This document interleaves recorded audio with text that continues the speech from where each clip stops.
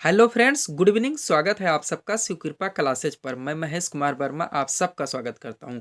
दोस्तों, ये वीडियो हमारा एसएससी जीडी 2022-23 का टेस्ट सीरीज नंबर 31 है, जिसमें हम लोग सामान्य ज्ञान यानी जीके व जीएस के महत्वपूर्ण प्रश्नों को कवर करेंगे और देखेंगे कि यहाँ से हमारे कितने क्वेश्चन सही हो रहे हैं।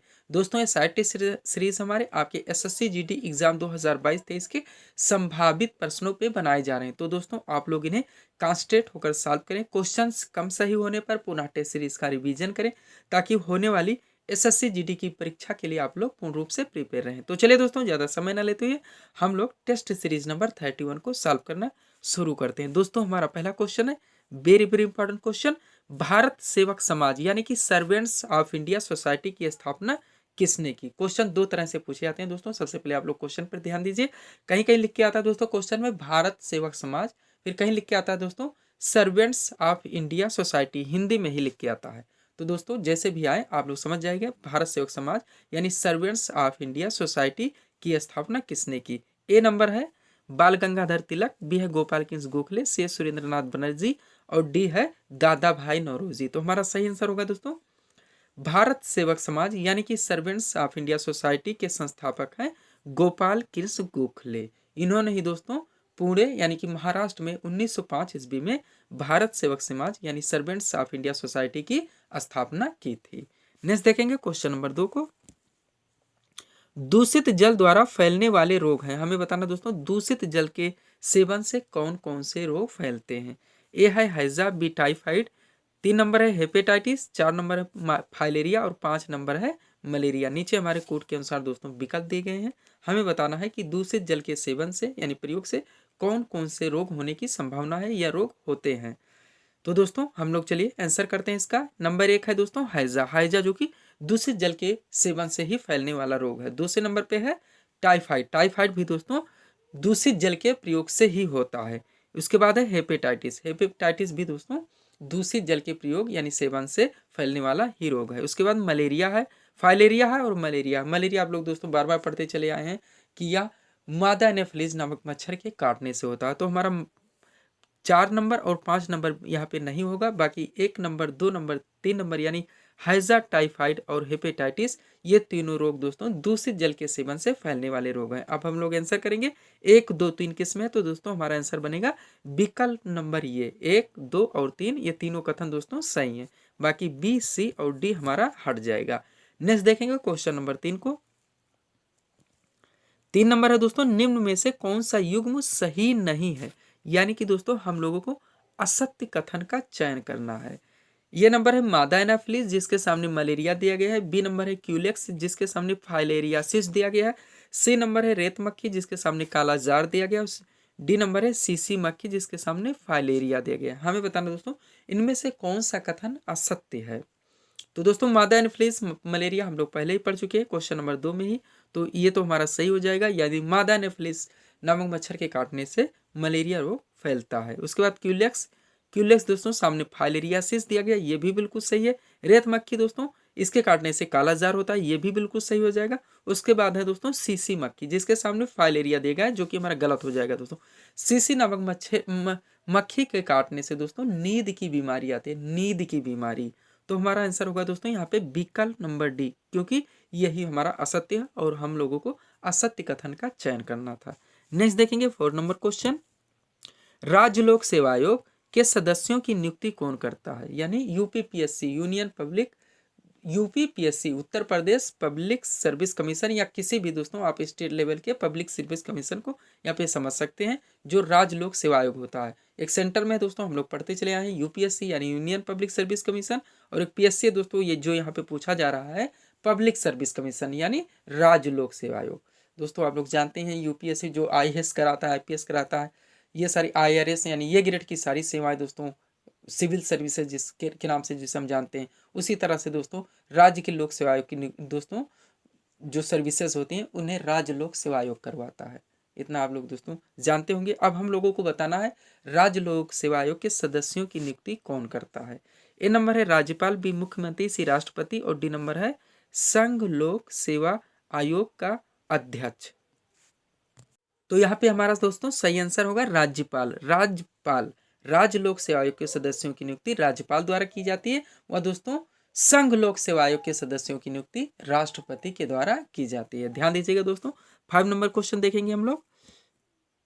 स्टेनलेस स्टील, क्वेश्चन नंबर 5 है दोस्तों हमारा, स्टेनलेस स्टील किन धातुओं का मिश्रण होता है, या ऐसा भी पूछा था दोस्तों, स्टेनलेस स्टील में कौन सी धातुओं का दोस्तों के मिश्रण से बनता है।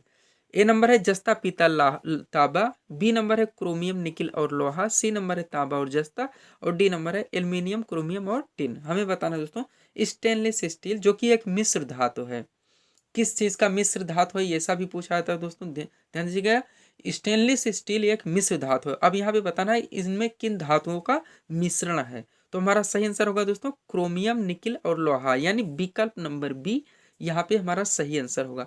स्टेनलेस स्टील में दोस्तों क्रोमियम निकिल और लोहा नामक मिश्र धातुओं का दोस्तों, इन सभी धातुओं का प्रयोग किया जाता है। नेक्स्ट देखेंगे क्वेश्चन नंबर 6 को। भारतीय संविधान में नागरिकों के मूल अधिकारों का वर्णन है, ये पूछा जा रहा है दोस्तों क्वेश्चन नंबर 6 में। भारतीय संविधान में नागरिकों के मूल अधिकारों का वर्णन है, नीचे हमारे आर्टिकल्स दिए गए हैं। ये नंबर है 12 से 35, बी है 13 से 36, सी है 15 से 39 और डी है 16 से 40।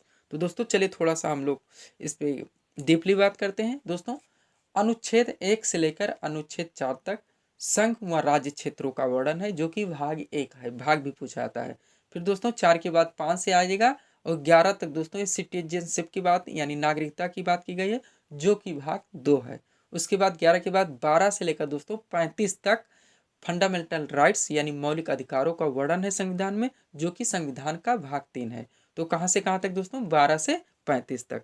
अब हमारा आंसर बनेगा दोस्तों यहाँ पे विकल्प नंबर ये, अनुच्छेद 12 से लेकर अनुच्छेद 35 तक भारतीय संविधान में नागरिकों के मूल अधिकार यानी फंडामेंटल राइट्स की बात की गई है।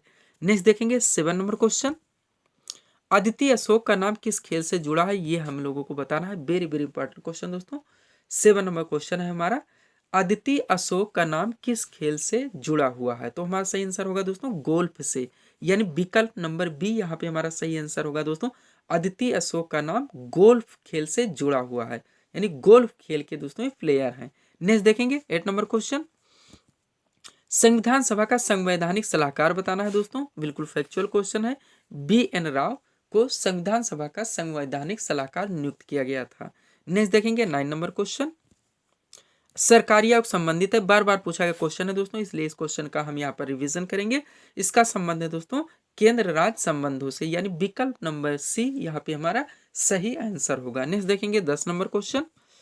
डिजिटल लॉकर संबंधित है, डिजिटल लॉकर संबंधित है, वेरी वेरी इंपॉर्टेंट क्वेश्चन है दोस्तों, करंट रिलेटेड क्वेश्चन है।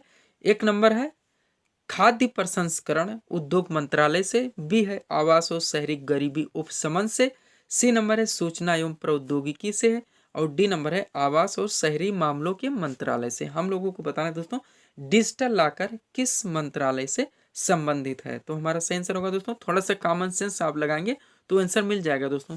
शब्द पहला दिया गया है डिजिटल, अब किससे आंसर मिलेगा दोस्तों, सूचना एवं प्रौद्योगिकी से, यानी विकल्प नंबर सी यहाँ पे हमारा सही आंसर होगा। सब्सक्राइब करें दोस्तों आप हमारे चैनल शिव कृपा क्लासेस को इसी तरह के वीडियोस के लिए। नेक्स्ट देखेंगे हमारे शरीर में रोगों से प्रतिरक्षा का कार्य करता है, ये हमें बताना दोस्तों क्वेश्चन नंबर 11 में। हमारे शरीर में रोगों से प्रतिरक्षा का कार्य करता है, कौन करता है, आरबीसी, डब्ल्यूबीसी, प्लेटलेट्स या नानादेश, उपर्युक्त में से कोई नहीं। तो यहाँ पे हमारा सही आंसर होगा दोस्तों, हमारे शरीर में जो रोगों से प्रतिरक्षा का कार्य करता है वो डब्ल्यूबीसी है, यानी विकल्प नंबर बी यहाँ पे हमारा सही आंसर होगा। दोस्तों शरीर को जब भी कोई रोगाणु या दूसरा परजीवी प्रभावित करता है तो श्वेत रुधिर कणिकाएं यानी डब्ल्यूबीसी उनसे शरीर की रक्षा करते हैं। श्वेत रुधिर कणिकाएं शरीर में आसक्त तथा टूटी हुई कोशिकाओं का भक्षण कर रुधिर की क्या करती हैं, सफाई करती हैं। ध्यान दीजिएगा, इसीलिए दोस्तों हम लोग डब्ल्यूबीसी को शरीर के रोगों से प्रतिरक्षा के कार्य के नाम से जानते हैं। नेक्स्ट देखेंगे 12 नंबर क्वेश्चन। क्वेश्चन है दोस्तों मानव शरीर में रुधिर की मात्रा होती है, बार बार पूछा था दोस्तों कितनी मात्रा होती है, दो तरह से पूछा था, एक लीटर में पूछा था, एक प्रतिशत में पूछा था। प्रतिशत आपका ज्यादा इंपॉर्टेंट है दोस्तों, वैसे हम लोग 5 से 6 लीटर कह देते हैं। ए नंबर है भार का 6%, बी नंबर है भार का 7 से 8%, सी नंबर है भार का 5% और डी नंबर है नानावदेश यानी उपर्युक्त में से कोई नहीं। तो हमारा सही आंसर होगा दोस्तों, मानव शरीर में रुधिर की मात्रा होती है भार का उसके शरीर के यानी वजन का 7 से 8%, यानी विकल्प नंबर बी यहाँ पे हमारा सही आंसर होगा। दोस्तों मानव शरीर में रुधिर की मात्रा शरीर के भार का लगभग 7 से 8% होती है। अतः एक 70 किलोग्राम के मानव शरीर में औसतन 5 से 6 लीटर दूध 5 से 6 लीटर रुधिर होता है, 5 से 6 लीटर, जो कि हम लोग जानते हैं। तो ये थे दोस्तों आज के हमारे टेस्ट सीरीज के महत्वपूर्ण प्रश्न जिसको हम लोगों ने यहाँ पे सॉल्व किए हैं। उम्मीद है दोस्तों आप सभी लोगों ने सॉल्व किए होंगे और देखे होंगे कि आपके यहाँ से कितने क्वेश्चन सही हो रहे हैं। दोस्तों अगर आपको हमारा वीडियोस पसंद आया हो तो हमारे चैनल शिव कृपा क्लासेस से जुड़ें व चैनल को सब्सक्राइब करें ताकि हमारे द्वारा दिए जाने वाले सभी वीडियोस आप क्रम से सबसे पहले देख सकें। तो मिलते हैं दोस्तों अपने अगले टेस्ट सीरीज के साथ। Thanks for watching.